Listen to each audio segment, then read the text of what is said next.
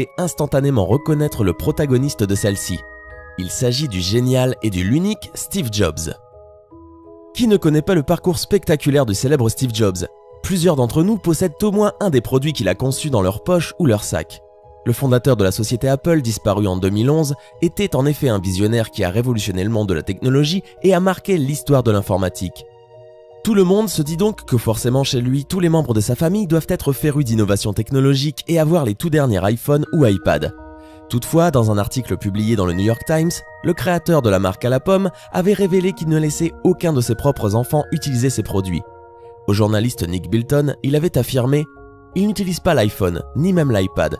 Nous limitons à nos enfants l'accès à la technologie. » Et le plus étonnant, c'est qu'il n'est pas le seul. Dans la famille d'Evan Williams, un des fondateurs de Twitter, les enfants n'ont pas de tablette, pas de compte Twitter et sont encouragés à lire des livres, en papier. Chris Anderson, l'ancien rédacteur en chef de Wired, un magazine spécialisé dans l'innovation technologique, a une règle essentielle pour ses 5 enfants âgés de 6 ans à 17 ans. Jamais d'écran dans la chambre. J'ai été témoin des dangers de la technologie. J'en ai aussi fait l'expérience personnelle et je ne veux pas que ça affecte mes enfants, dit-il.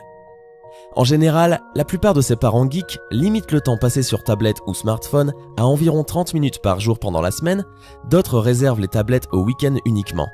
À partir de 10 ans, les enfants utilisent des ordinateurs mais seulement pour faire leurs devoirs. Dans la Silicon Valley, les parents qui passent leur journée à créer des tablettes, applications iPhone et jeux vidéo laissent à peine leurs enfants toucher à un smartphone. Cette méfiance se manifeste aussi dans le choix d'école que font certains de ces parents.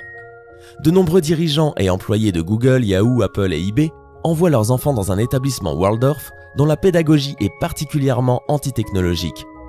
C'est une école très huppée qui a pour particularité de bannir l'utilisation des ordinateurs, iPad et télé jusqu'au lycée car selon eux, la technologie représente une menace pour la créativité, la personnalité et la concentration des élèves. De la crèche au lycée, il n'y a aucun ordinateur, encore moins de tablettes. À la place, on y trouve des tableaux noirs, des craies, des crayons de couleur et des livres. Les enfants font de la poterie, du tricot et du jardinage. Les 3/4 de ces élèves ont des parents qui travaillent dans les nouvelles technologies. Mais la philosophie pédagogique de l'établissement est que les ordinateurs nuisent à la créativité, à la sociabilité et à la concentration des enfants. Comprenez-vous ces choix pour leurs enfants de la part de Steve Jobs, Evan Williams et de toutes ces pointures des nouvelles technologies? Ou au contraire sont-ils totalement à l'ouest? Laquelle de ces 3 histoires vous a le plus inspiré? Dites-nous ce que vous en pensez en commentaire. N'hésitez pas à mettre un pouce bleu si vous avez aimé la vidéo et à vous abonner pour ne surtout pas rater la vidéo de demain. À très vite.